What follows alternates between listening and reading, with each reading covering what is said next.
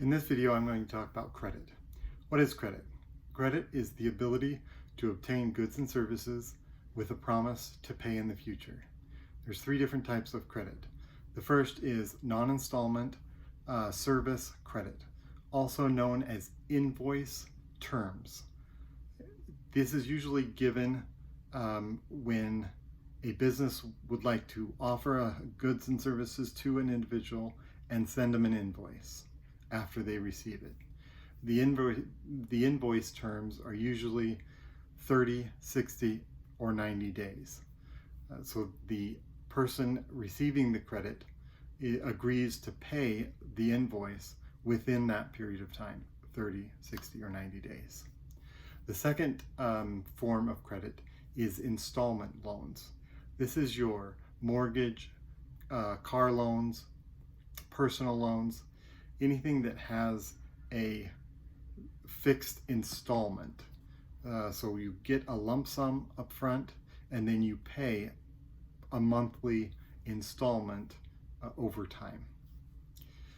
The third type of credit is a revolving credit or a line of credit.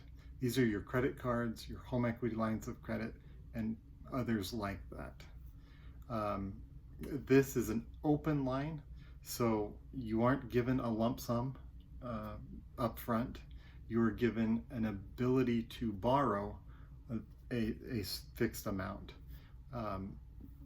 And then, based off of purchases, the balance can go up or down based off of what you purchase and how much you pay of the loan back.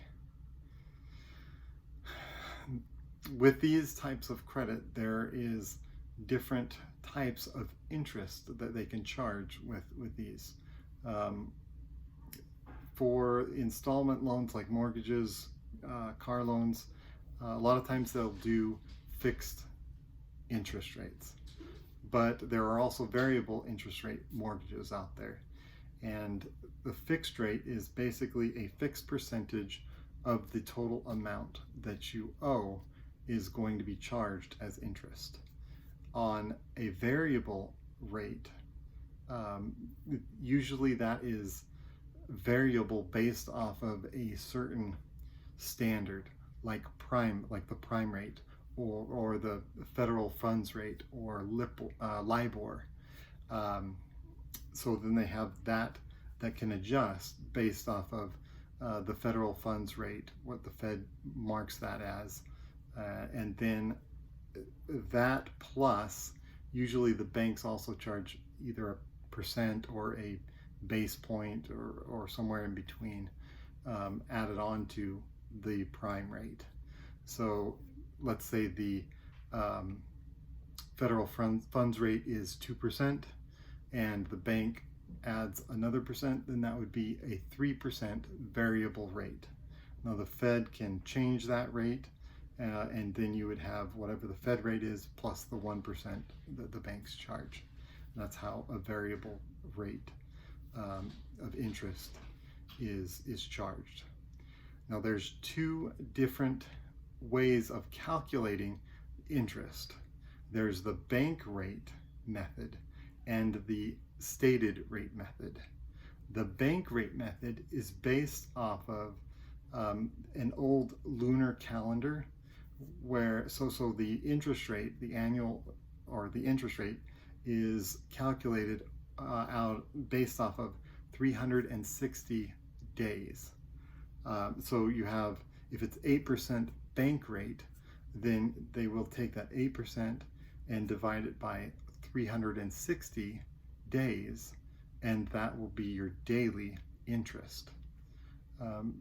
And the stated rate is more like just the APR, because you divide it by the actual number of days in a year, which is 365. So the APR is the annual percentage rate. And so the difference between the annual percentage rate and the bank rate comes into play because of that 360 day division of the bank rate method. So if the bank rate method is 8%, you divide that by 360 days, and that's the daily rate. And then you charge that on a daily basis, but there's actually 365 days, so the APR will be higher than the bank stated rate.